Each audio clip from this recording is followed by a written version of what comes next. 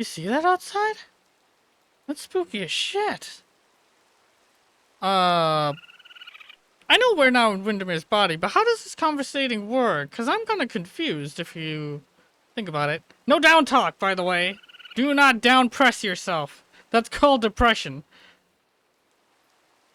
Right? Maybe. But yeah, what are your thoughts on this? The fuck is even out there?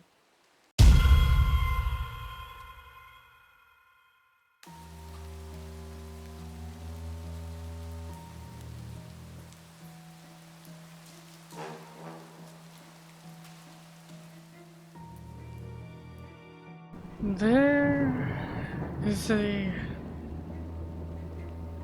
challenge within me. No matter what, I appear to wonder about the strange events that surround me, continue to be almost a plague attached, sinking into my flesh and skin as I dread what is to come next, whether it's a sinking hole where there used to be a whole operating system of blood rushing through, and now it's poised with rotting and flesh that no longer stays attached but instead drips down below. It's an idea, you see. Sometimes, when we are upset, we tend to be angry, we tend to be teary-eyed, we tend to see things with a more negative outlook. Now, turn that around into a positive outlook, and what do you get? You get the, oh well, you know, it happens, you try to dissuade it, you try to, in fact, not even think about it. And that is the way to a happier thought, because the happy thought needs to ignore it in order to face it, which is not facing it. You've clearly turned a cheek, and all you're doing now is not talking to it while facing it right in front of you. Same thing can be said with this. If you're in a bad mood, you have a bad taste. You don't feel like wanting to eat. But if you're in a good mood, you feel like having plenty. And even if not plenty, you have the want of something. That being said, what do I want? That's simple. What I want is to be an expeditioner, the most famous expeditioner that can ever have his name be written on the account of his story. Does that mean I will become it? Am I happy with not becoming it?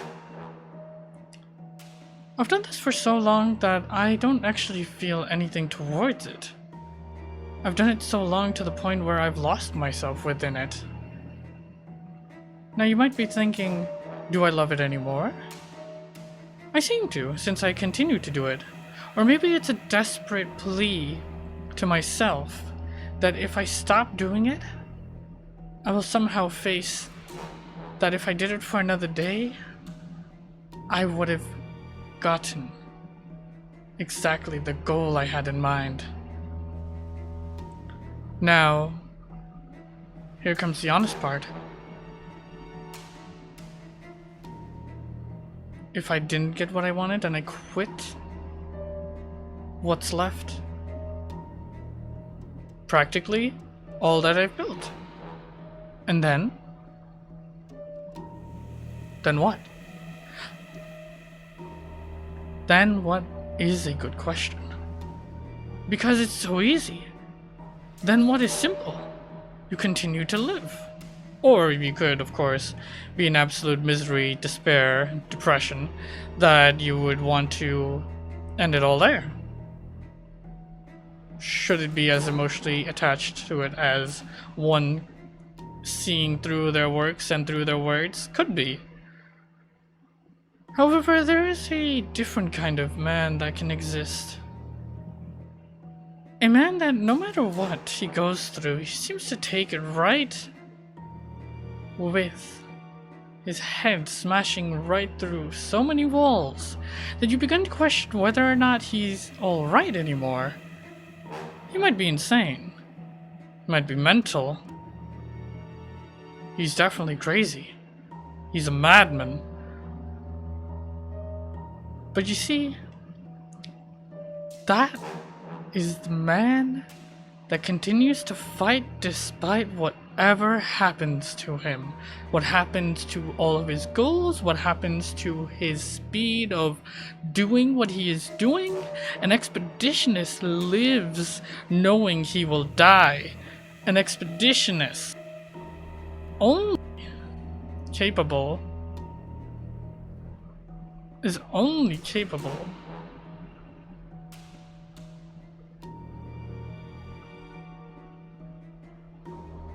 of living. An expeditionist is only capable of living if he can truly remember the fact that being alive and having a goal in mind is exactly why he refuses to give up. Because his goal is so strong, his ambition is there, that he has no intention of doing that. Now for the quitters. It's not a bad thing to quit. You're in way over your head. It's a stupid dream. It's too big for it to be true. And why you? Why it makes sense why others are bigger than you. And there's so many to compare yourself to. And they've did it, but you haven't done it. You haven't exceeded in your goals. But everyone has a different intention when doing this thing. Being an expeditionist isn't easy by default of nature of its conquest. But who said that? Nobody said that to me. And yet I still continue. And despite even being or trying to compare myself to others who accomplished much greater feats, have actually been to landmarks that are such tales that they become long tales, because there's no way that kind of imagination can be put on paper without it being all in your head through your own insanity of what you're going through, whether it's a hard winter or the sea making your life into an absolute hell. But allow me this.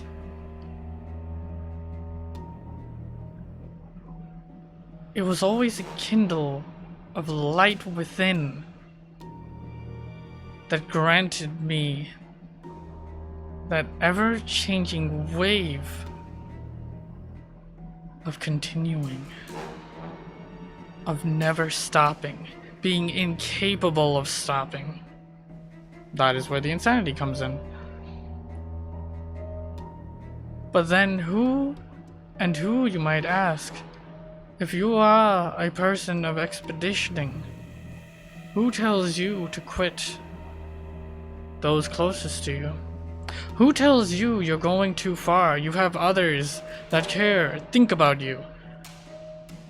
You're still doing it. Why can't you stop doing it? Do you have any idea whose lives you will be affecting if you're gone from the picture? I've always thought about that, you know? My conclusion?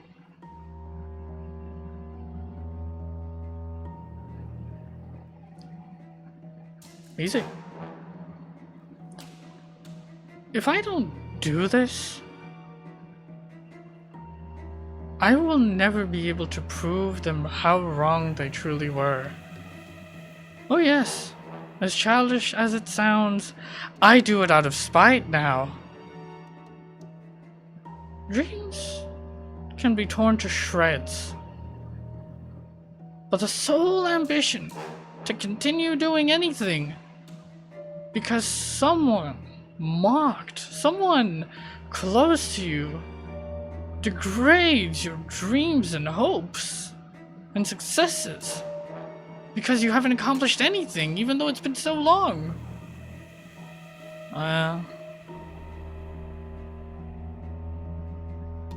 Would you like the truth? I'll tell you the truth. The truth is, I do it for fun. I do it because I want to. And beyond remarks, slowly but surely, I am incredibly slow.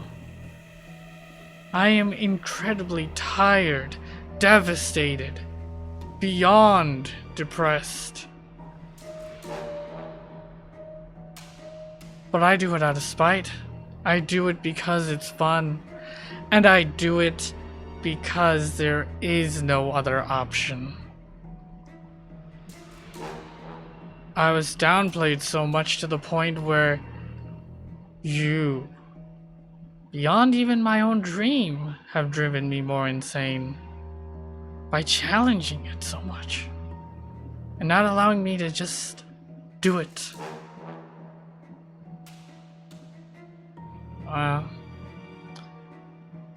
It doesn't take much for someone to understand that they truly have no power over one's own ambition. Whether they're close or not doesn't matter. What matters is simply whether or not they can stand by or not. They don't have to. I didn't ask them to. But creating these fake little scenarios where it's like, oh yeah, you can do it because you told me about it. I feel so proud of the fact that you told me that you have this in mind and you are actually in the width of wanting to accomplish it. Hell yeah. And then week, a month, a year could go by and it's like, maybe you shouldn't even do it. Maybe it's not even worth it anymore. Maybe it's just a waste of time. Maybe you are way over in your head. Noted. Noted.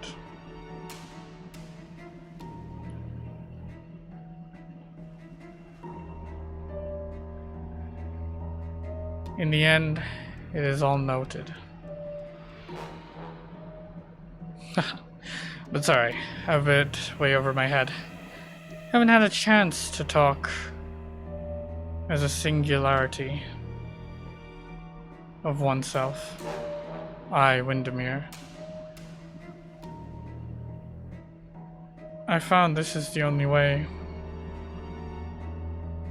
It shuts the voices up and allows me to return.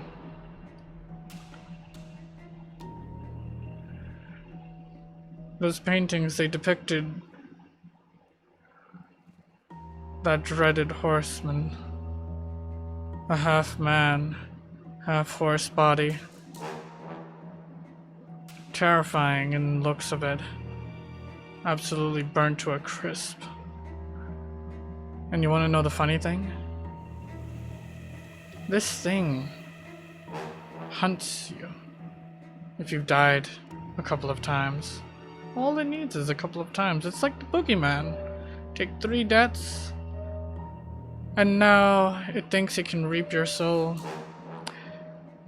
I made a deal beyond my own understanding, which has completely erased that thing's existence.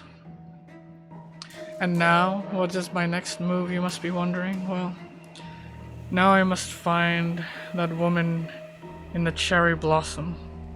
The one who, if I don't find, I won't be able to get to my end point, the expedition.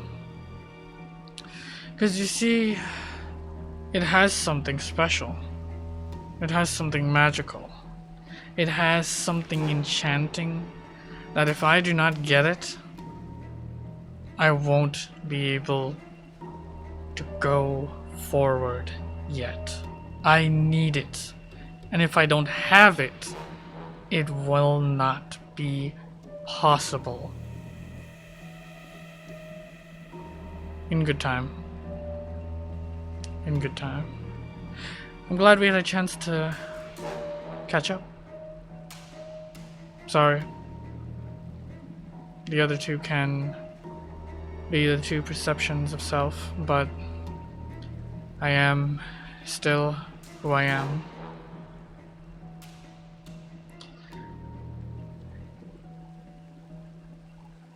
However, things have changed. Now I am the voice, and they are the body.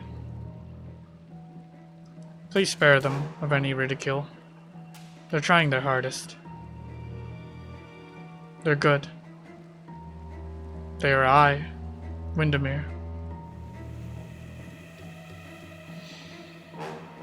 I just never knew. I seem to look both ways. Seems to be something that developed throughout time. Habits. They can change a person. Better or worse? I do not know. Anywho, I bid you well. I will see you soon. That I can promise you.